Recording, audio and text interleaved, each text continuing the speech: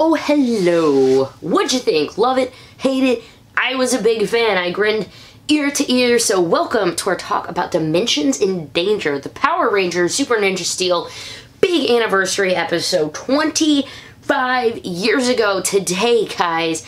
Power Rangers came into our lives, and whether you watched the first episode or today's episode was your first and you're just interested in it, welcome. Welcome to Ranger Nation. Welcome to being a Power Ranger. This episode, so many just like quick things I want to mention, although we both know that I'm lying if I try to say it's going to be quick, but it starts off with Tommy, and yes, there was a lot of it about Tommy. It was a little Tommy-centric, but that's okay.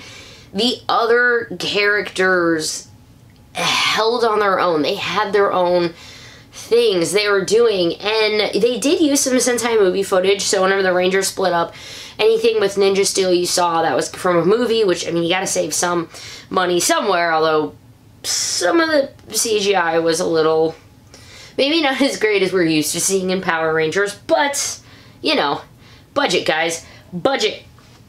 All of the Legendary Rangers that returned got at least 2 lines, guys. 2 lines, as opposed to Legendary Battle where some of them got 0 lines. Even in the extended version, I think there's still someone that didn't get a line. It's terrible.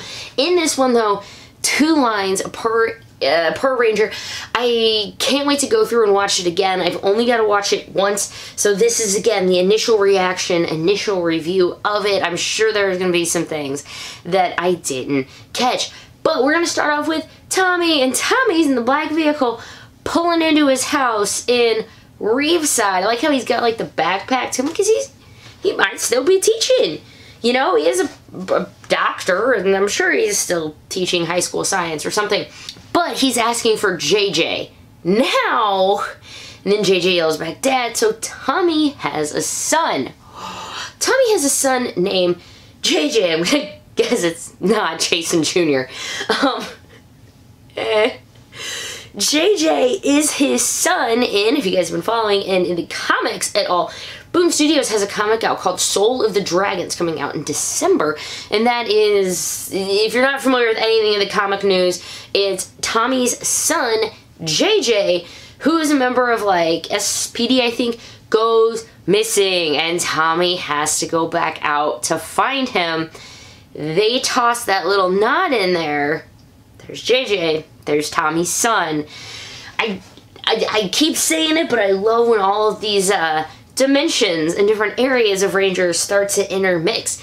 Speaking of dimensions, we finally got an actual explanation. RPM and Dino Charge are officially in different dimensions. So we have every other Ranger in their one, and then Dino Charge and RPM is in their own. See, Tommy, you know, he's going in JJ, Kid, which, by the way, if Kat had already been kidnapped at some point, and Tommy was evil and a robot, like, what happened to their kid? That is gonna... Because to me, like, if I woke up from being in a coma, my husband's rescuing me, I'd be like, where's my daughter? The last time I saw her was, I don't even know how long ago it is. Tommy is helping out someone named Lord Draven. Not Draken, that's the comics. Draven, and this Lord Draven wants to break down the barriers between dimensions so he can rule all of them. He's got these arrows, he's got to shoot it up in the sky, whatever. And so he basically taken Tommy and made a clone of him because every Ranger trusts Tommy, and they do, and so they're like, oh, hey, Tommy's here to come say, you know, like, recruit us for a mission, and the next thing you know, they're waking up in a castle after having electrodes shooting in their brain. They're powering up evil, you know, the sentries, the robots and whatnot. I like the idea of all of the robots and stuff, and them draining their powers, and them still being there. It was an easy way to get a wide variety of Rangers together. And of course, and you notice it wasn't anyone else from Dino Charge or RPM. The rest of them were all from the normal Time Force dimension. Wes did have, and I can't remember what that thing was called, but he has a device where basically says when you can shoot between dimensions, and Time Force of course came up with it, but it breaks down some barriers, so they don't use it unless it is an absolute emergency. Hear that, Keeper? Don't go busting in between things, between absolute emergencies. Although I think their own dimension now. I don't know, because then there's like Dark Ranger, but then they're crossing dimensions in the comics, and a lot of this stuff is making me think of the comics, and I don't want to run that into it too much because you're here for the TV show. I should take a sip of this. Eventually, just so I can set it down.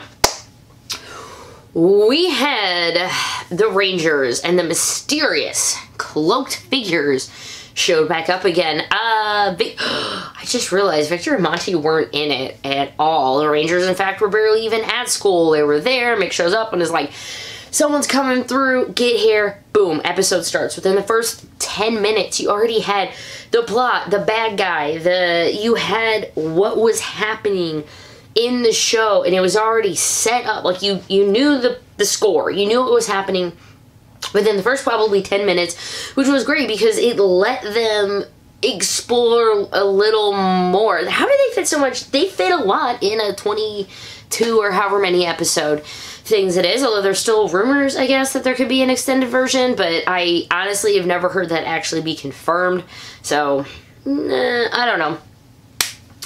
The Rangers get their mysterious cloaked figures' identities.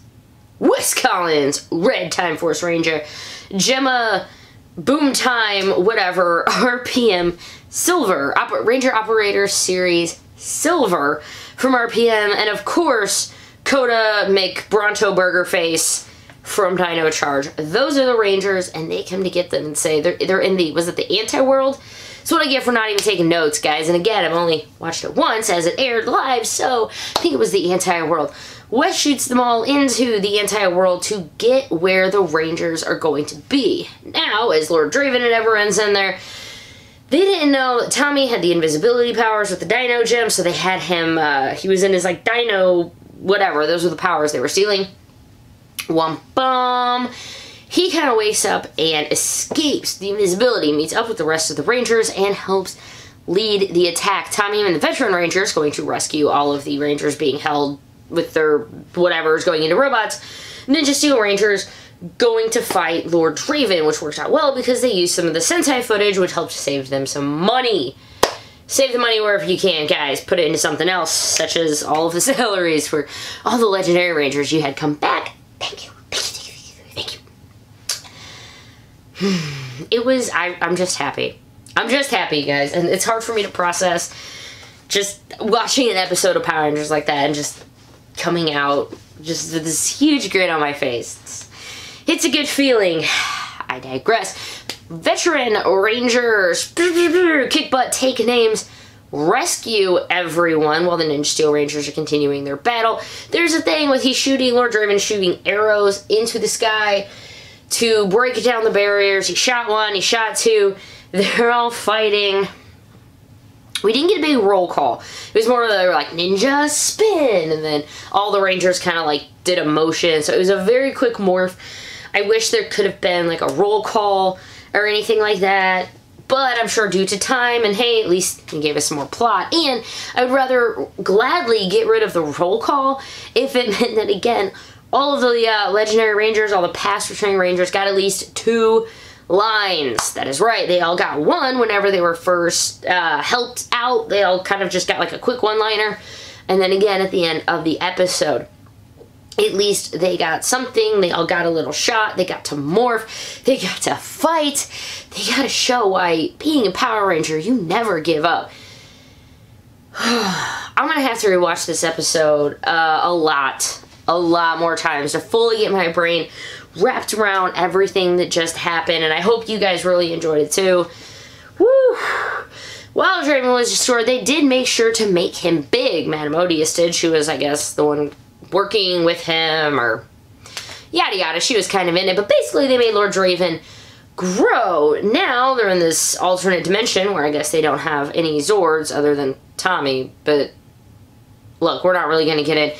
If you can get over the fact that there are horses on the moon with Power Rangers, and you can somehow accept in your head that the Wild Force motorcycle killed Serpentera, which didn't if you read Shattered Grid, then you know what?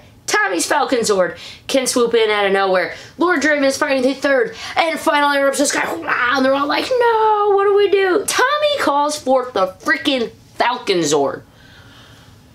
Who saw the Falcon Zord coming?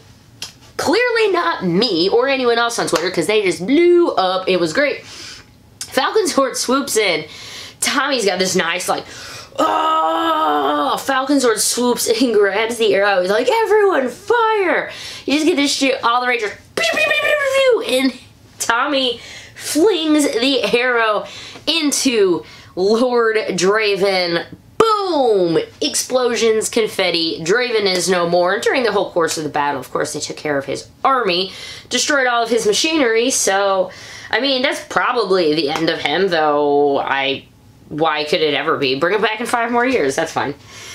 This was an anniversary episode that I have been waiting for a very long time, and you might have also celebrated not only some of the newer seasons, like Dino Charge, but then we also had Super Mega Force, or I guess she was only Mega Force in here, but we had Dino Charge, we had Mega Force, we had RPM, which was really great to see, and we had some older ones, including, I mean, Rocky, the Red Ranger, Cat from Turbo, we had in space. Yeah, although when Tommy did this whole change forms thing, which is another big point, but Tommy got to fight Tommy, and it was admittedly an amazing fight. Also, he has a thing called the Master Morpher, or the Morpher Master Morpher.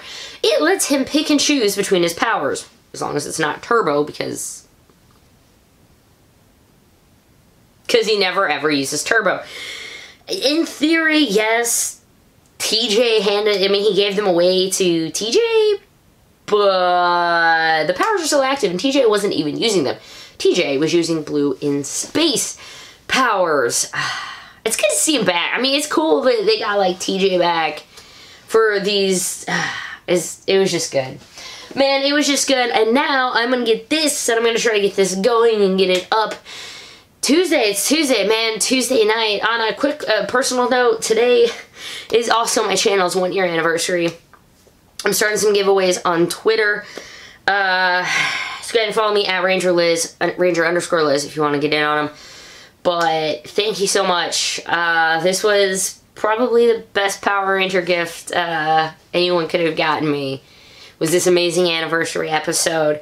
So here's to Power Rangers, 25 years, 25 more and then some, and on a personal note to my channel, celebrating 1 year of bringing you guys Ranger content. I'm having a blast, and not seeing any signs of slowing down, so thank you so much for joining me. I hope you enjoyed the episode, and who knows, maybe I'll do a secondary review of it after I get a chance. Tomorrow's the Shadow Grid finale, too. It's a great time to be a Ranger fan, guys. Have a great day. Happy National Power Rangers Day, guys. May the power protect you. Thanks.